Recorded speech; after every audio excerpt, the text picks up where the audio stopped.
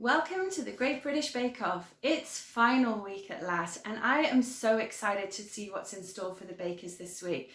Chigs, Giuseppe and Christelle have done so well throughout this season, and it's been really great to watch them grow as they bake and take on all the challenges in the tent. And it's also been a lot of fun for me too, to try the technical challenges and the signature bakes every week. If you haven't already checked out those, make sure you check out this playlist and you'll be able to see all the recipes that I've tried during season 12.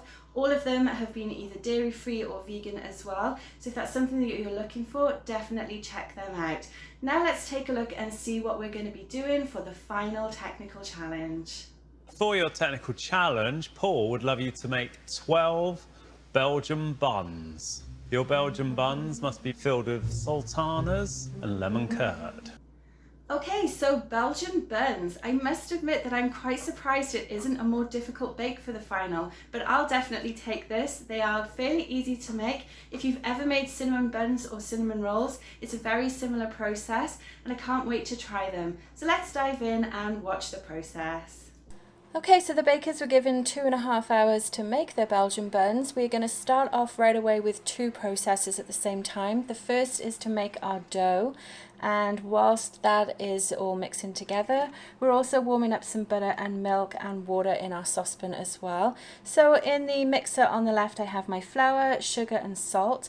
To that I've just added my yeast, and we're going to activate all of that by adding our warm liquid mixture to it. So that's my plant-based butter, plant-based milk and some water. You just want to melt that and warm it through until everything is melted.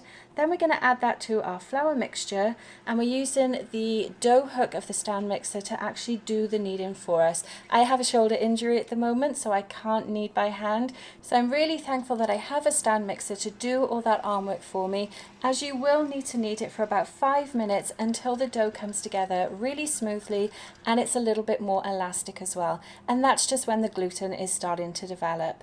So next we want to let that dough prove for a little while until it doubles in size. This takes about an hour, so you want to just spray down your bowl with some oil and then cover it with a warm tea towel, or I'm actually going to use a shower cap for it, and I'll pop the link in the description for those. I've never seen a Belgian bun and I have no idea what they look like. So the main thing with a Belgian bun is that it generally has lemon curd inside it, so let's crack on with making our lemon curd.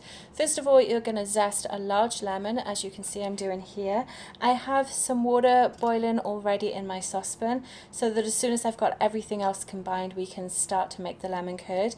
It is a bit of a process as well, and this is actually my first time making it, and I really enjoyed the process. It's something that I've always wanted to try, and obviously if you love lemons, you will love the smell of this when you're making it. So in my bowl that I've just placed over the saucepan, I have my lemon juice and zest, sugar and plant-based butter, and that's just going to sit over there. You want to make sure the bowl isn't touching the water underneath, because that will actually prevent the process from working properly and will overheat it as well. In my jug to the side, you'll see that I have my egg and my egg yolk, which will be adding into it once all that sugar is dissolved. And then it's just a case of letting it cook for 8 to 10 minutes until the mixture is thick and creamy, and it should stay thick enough that it can coat the back of the spoon as well. So when you're doing this, just keep one handy and do come back to it every so often to make sure that it doesn't actually curdle or anything like that. You'll see that it will change, and it's gone quite frothy here to start with, and as it starts to heat up, that will actually change and form that thicker consistency that a lemon curd should be. So now the next stage, I've just moved on a little bit and it's almost ready to come out of the pan. So what I'm going to do is just do the back of the spoon test. It coats it really nicely, so I can take that off, set it aside and let it cool until we're ready to use it. Bakers, you are halfway through. It looks like it's twice the size. I think that's fine. So now we're ready to assemble our Belgian bun. So a top tip for you, if you're ever rolling out dough on a surface, I always suggest popping a silicone mat on your surface and then rolling it out on floured parchment paper. This will actually mean that it won't stick, first of all, and also it won't slide around either. So here you can see that I'm forming a rectangle shape. In the recipe, which I'll pop the link for in the description, it asks you to form a rectangle that's about 30 by 40 centimeters. And then once you've done that, you just want to go ahead and spread your lemon curd all over it, as you can see I'm doing here. Now it's not going to be a very thick spread on there, but you do want to make sure that the whole surface area is covered so that when you bite into the Belgian buns, you will get a nice flavour throughout. To that then we're going to go ahead and add our fruit filling, and in the recipe they suggest sultanas, but I actually decided to mix it up and use cranberries instead. But either one or something entirely different would be equally as good here. So scatter them across the dough as well, and then you're just going to roll it up like you would a cinnamon bun. So I start from the top and I just work my way towards me, and then I flip it over so that the seam is down. Then you can go ahead and start portioning it out into your rounds. So for this you should get 12. So I find it's easier to cut it in half and then just keep cutting again until you get your 12 Belgian buns.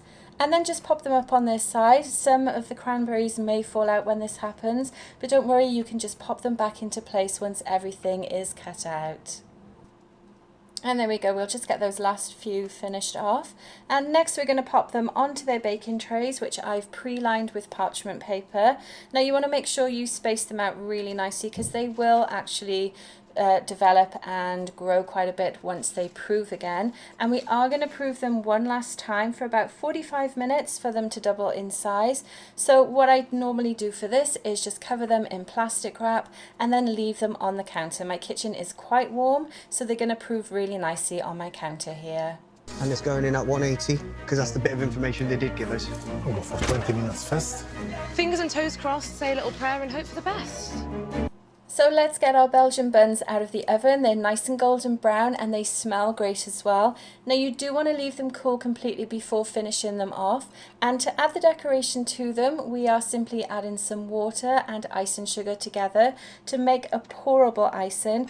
Now you don't want it so thin that it will run off the sides. It just needs to be thick enough that it can still run off the spoon, but will stay on top of the Belgian buns as well. And then you're going to dip them. This is quite messy, but it's a lot of fun too. And as you dip them, pop your glacé cherry on top of it straight away because the icing will start to set fairly quickly. And just keep going until all 12 of your Belgian buns are done. And don't they look great? Let's get a quick word from Paul Hollywood as to what the inside of the buns should look like. You can see where it's been coiled round. Yeah. You should get that lemon, a little bit of sweetness going from the icing too. You've just got that little bit of chewiness, which I like. Okay, so that's our final technical challenge done of this season of the Great British Bake Off. I really hope you've enjoyed watching me recreate the challenges from this season. Let's take a closer look at the Belgian buns. So again, if you've made cinnamon rolls or cinnamon buns before, this is a very, very similar method. And I really like that they've got that nice icing on top and a different filling as well. Can't wait to try these with a cup of tea. Now, thank you always for watching. I appreciate you being here. Let me know in the comments below which has been your favourite bake from this season. And make sure you check out this playlist, which contains all the previous ones from this year's challenges. Thanks for watching, and I will see you on the next video. Bye!